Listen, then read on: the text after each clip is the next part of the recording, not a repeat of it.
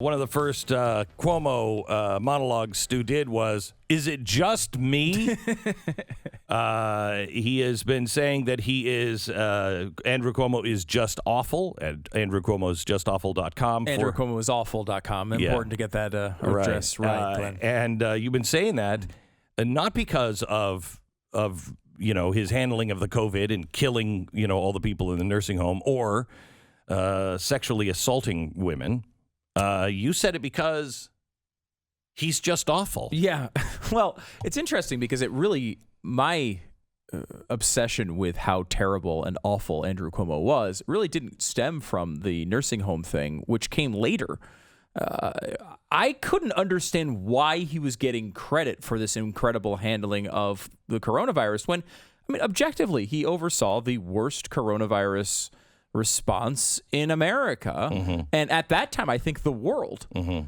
And you wonder, why is he getting praised for doing these amazing things? And you kept hearing how great his press conferences were. And I was like, am I watching the same ones? Is he doing 2 a day and I'm catching the bad ones? What is happening?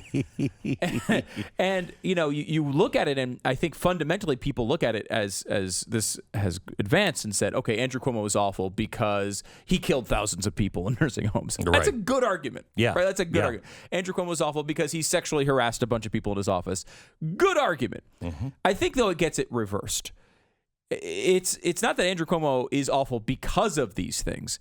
Andrew Cuomo is awful, and therefore these things occur. He at his core is such a continually bad person at his core that these scandals are the obvious side effect of this larger illness that is Andrew Cuomo and his character. He's been a bad guy for a really long time. He's been corrupt for a really long time.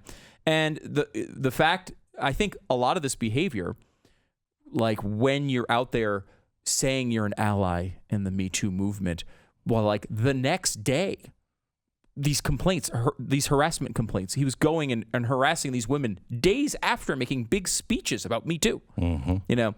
That sort of hubris only comes from a ridiculous amount of power that he shouldn't have had, a complete confidence that he would never get taken down, and an assistance by the media to a level that you can't possibly imagine. Yeah, the Federalist had a great take on this, that the one lesson that we should learn from Andrew Cuomo is that he's not the problem. The problem really is the press. Because the press, think of Andrew Cuomo's life. His father was governor, so he had special privileges all throughout his life growing up. Then he becomes governor. Nobody's saying anything to him. He's already a spoiled child, already expects to get his way because he's a Cuomo. And he's also a very, very vindictive guy. The press decides just to get into bed with him. The press knew about Harvey Weinstein. The press knew about Jeffrey Epstein. The press knew about Andrew Cuomo. They don't actually care. All of this cancel culture stuff is bullcrap. When it comes to the press, it's bullcrap. I wonder if he's going to lose his Emmy. They gave him an Emmy. A great point. Will he lose his Emmy? No, because they don't care. If he's doing this stuff and they like him, it's fine. Yeah, it's interesting because that is the difference with Cuomo. They don't like him. He is such a terrible guy and has been so terrible to the people around him for so long, like Harvey Weinstein, that they were able to actually look at the facts of the story and not feel terrible trying to take him down. Because I will say, while I agree with the Federalist there that the media is a huge issue in this, there were some people who actually did go after Cuomo. And I don't know that without the New York Times jumping on the bandwagon, although very late, I don't know that this stuff would have actually happened. I don't know that he actually is out of office. I think Janice Dean deserves a lot of the credit for this. Probably the most important person in making sure that this occurred is Janice Dean. Especially because, you look at Janice, who people know from she's been on TV for a very long time, but is not a hardcore partisan, is not known for going after people in a negative way at all. I mean, her book is this like collection of sweet tales of parents like helping their sick children. Like it's like she's like the nicest person in the universe. Right. And the fact that she was out there saying these things about Cuomo almost shocked the system, I think, for a lot of people.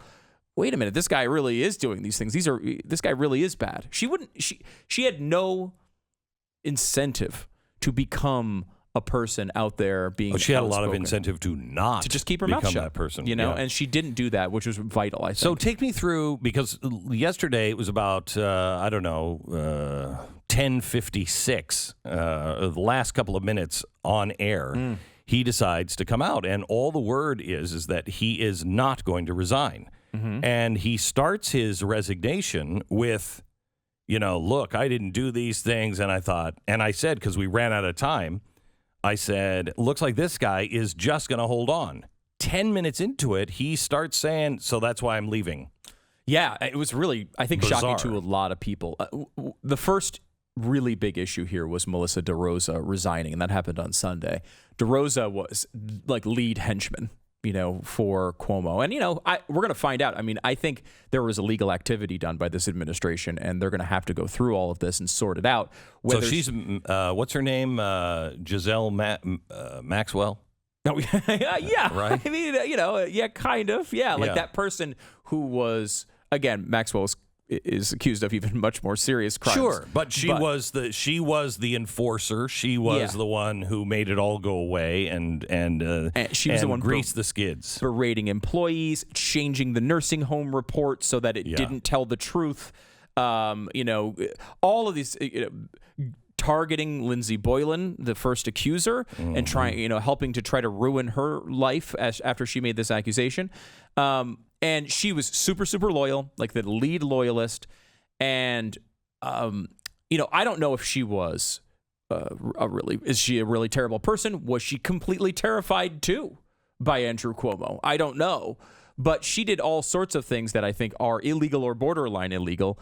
And when she really was the biggest loyalist, the fact that she stepped down was a huge signal that he was not going to be able to survive this. But it was, as far as I knew, yesterday morning, he was still telling people, I'm staying. He was still going back and forth after that. He was trying to figure out a way.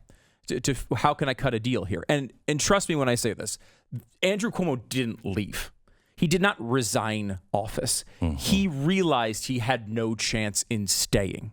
He realized that this impeachment was going to throw him out of office anyway, and he's seeing this as the best path forward for him because that's all he ever thinks about. So this was not him resigning. You know what? I think I'm doing the right thing for the state, as he tried to pull off yesterday. So he's going back and forth, deciding whether he's going to step down or not. Again, just a personal calculation. Didn't they have an attorney? Yeah, his attorney was going to defend him. And she did. She came out for about 40 minutes and made an extensive case as to why this report was one-sided. And, I think you could make an argument that it was one-sided. They did include some of Cuomo's answers to these questions. But everything you'd expect from someone who's going to, defend this to the end. And she came out and did this big presentation and went through each individual accuser and all of that. And at this point, reporters are getting word that Cuomo has flown from Albany to New York City, where she's making this presentation. And they're like, is he going to make an appearance of some sort? Like, he's going to come out and address this? But they had no sense for sure that he was going to resign. And he came out. He started his defense. He went through his defense. He went through specific accusers and accusations and said, I didn't do these things. They misinterpreted them. These women, that just absolutely didn't happen. He made kind of the look, I'm an old, times have changed. These lines have been redrawn. And I tell you, I swear it was just yesterday I could pat pat a woman on the behind from the steno pool. And it's like this ridiculous Mad Men defense he keeps trying. It's like you became governor in the 2000s. Right. Like, this is not like you didn't go back to 1870 when all of this was okay. And so he tried that thing. He's tried Miriam was at the mimeograph machine. Exactly. And yes, I thought she was doing a good job. I gave her a little tap on the ass. A little goose for her good work. Yeah. And so he tried that again, and so it looked like he was going through this whole process. And then at the end, he just said, look, I think it's best for the state that I step down. Now, of course, he does not care at all about anyone in the state not named Cuomo, as evidenced by who got all the COVID tests when they were really scarce. All of his family members and friends. But he sees this as his only way forward.